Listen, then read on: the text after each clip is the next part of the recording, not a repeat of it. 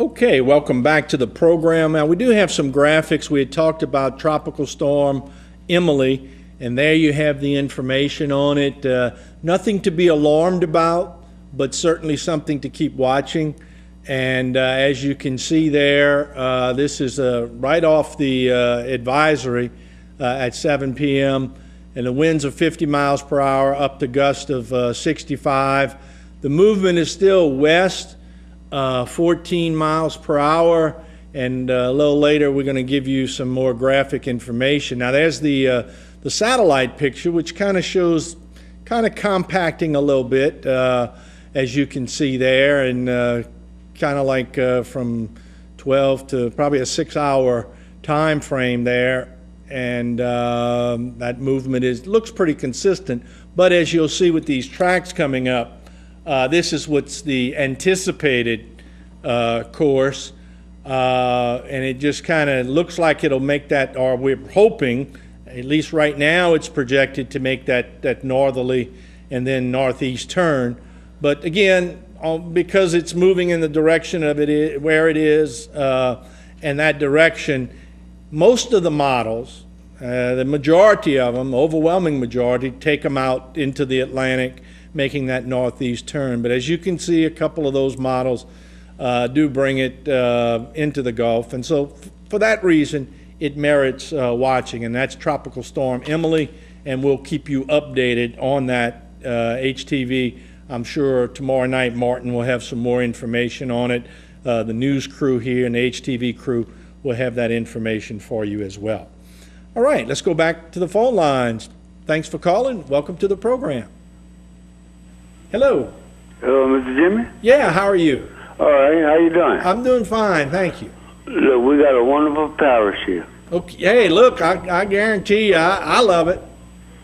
I ain't gonna tell you where I came from, but I've been staying on here. Terrebonne Parish is a good place to live. I think it's God's country, and we sometimes as well as a lot of people, overlook that sometimes. Right. And you know what? God bless you and your staff. Well, thank you very much. I appreciate your call. And I just want to say one more thing. I used to be a drug user, but I'm going to tell you something. I wish I had a camera so I could show y'all how many white people that come and get stuff. And that's the problem, too. No question about it, and I'm not denying that for sure. But I'm just saying, it's just not one race.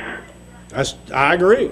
I mean, you know, you look at every race, right. You know, and you'll see it that there's definitely a problem. No question about it. Okay, God bless y'all, Mr. Jimmy. Thank you for the call. I appreciate it, and you know, we certainly didn't mean to imply that, and I know I didn't, and I don't, you know, it is, it's just, it's not indigenous to one specific race or you know, nationality. What it is, of course, it's a pervasive problem, and it's just a problem that we as a society have not been able to solve. So one caller says, legalize it all. You may have some comments on that, but I understand the frustration. Thanks for calling. Welcome to Bayou Time. Yes, good afternoon. Good afternoon. Yes, I do not agree with that. No, do not legalize anything. Okay. We got enough trouble with these young people today as it is. Well, and you know, that's my concern, is how many more younger people would then, you know, get access to it. So just like cigarettes, you know, I mean, let's face it, you see little kids smoking cigarettes because even though they're legalized and they're in a store, they still get them all the time. So I agree with you. That's right. And the caller that called in, and he said about when the other caller called about the guy standing on the streets and with the drugs, and about his sister, just like you told him, this guy had a right to voice his own opinion. Oh, sure. No, and that's right. That's right. In the community I live in, okay, there may be some that hangs on the streets. Yes, they do. They hangs on the street. We got some in other parts of the country. They got the gangs. In my community, the young people of the other races, they comes in cars. Right. They ride all day. Until one day I went on the porch and this car just rode up and down, up and down. What? So the sixth time when he rode, I went to the end of my driveway, and I stopped him. I said, yes, can I help you?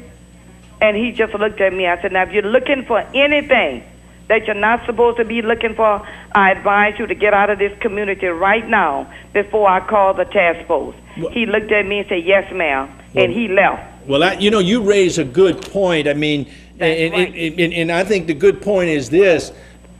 If somebody is innocently standing on the street corner, okay, and somebody's innocently driving around in a vehicle, that's fine. But one's not any better than the other, whether you're standing on a corner or whether you're driving around and you're up to no good. Thank you. You up to no good. Thank you. Thank you very much. You hit the nail on the head. Well, there you go. There you go. Well, you put it right in front of me. You talk. Well, you put it right in front of me, but it's obvious, and you know, people do bad things no matter who they are. Well, not no matter who. That's right. But it doesn't matter. You can't brand a particular group of people. Thank you. You're welcome. Thanks for calling. Thank you. Bye-bye. Okay, appreciate the call. Thanks for calling. Welcome to Bayou Time.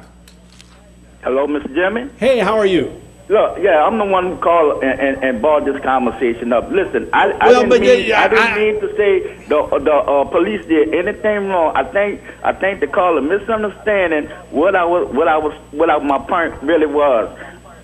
It was that young people need to understand when they get in trouble, they're not only in trouble by themselves. They get incarcerated, they're incarcerating their entire family. Their entire family suffers. And I thought that was your point.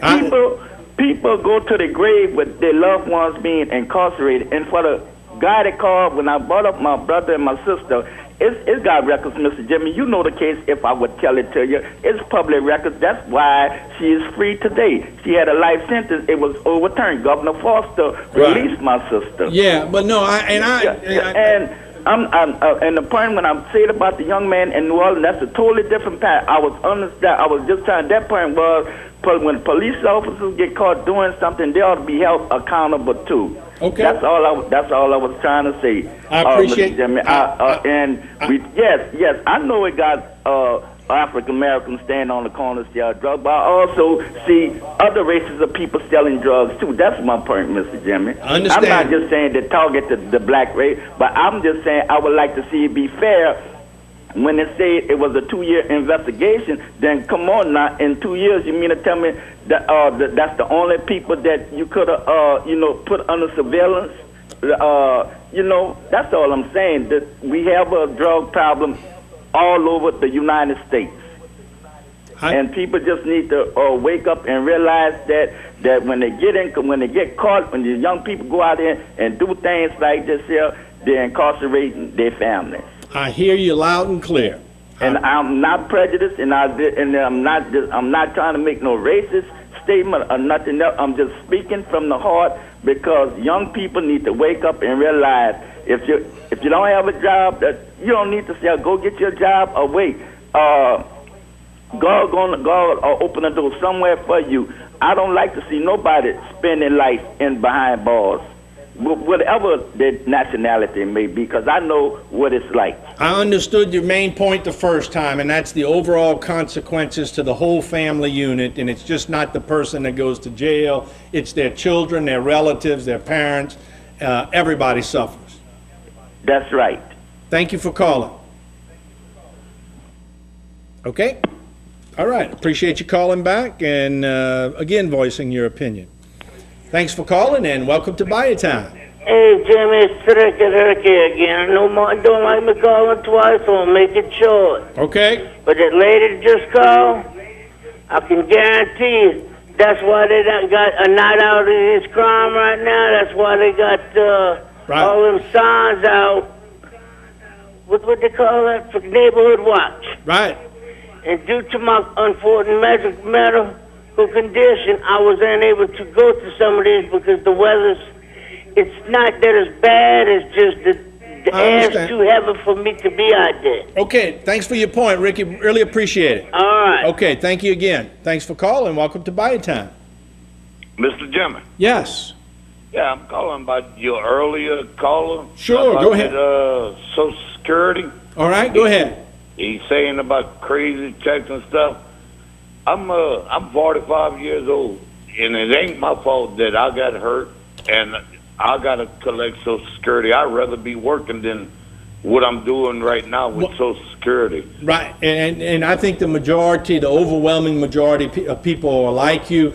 I understood the caller to mean that there is abuse in the system, and if they could target and find that abuse and eliminate it, it would be better for you and I and everybody else. Yes, sir, I understand that, but, some people do deserve what they're getting, and it ain't their fault that it happened to them. And there's no question about that.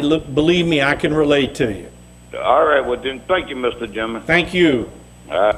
Thanks for calling. Welcome to Bayou Time. Hello? Hello, are you there?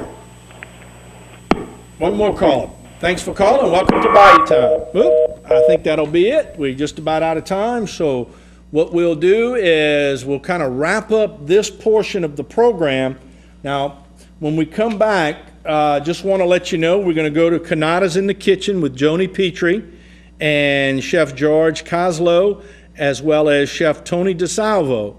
And that'll be up next, and in about 15 minutes following that, we're going to go to A Woman's Perspective with Dr. Laura Batto, and Constance Williams Johnson is her guest, and she, of course, is on the Thibodaux City Council, and they'll be talking about some of those issues. And then a little later on in the program, Stan Gravois, Which Sports. I'm sure he'll have an update on the signings with the Saints and a lot of things going on, so you want to make sure and stay around for Stan Gravois in Sports coming up for about the last quarter of an hour on the program. So that'll be it for me tonight, but please stay tuned for Canada's in the Kitchen with Joni Petrie, and that'll come up right after these messages.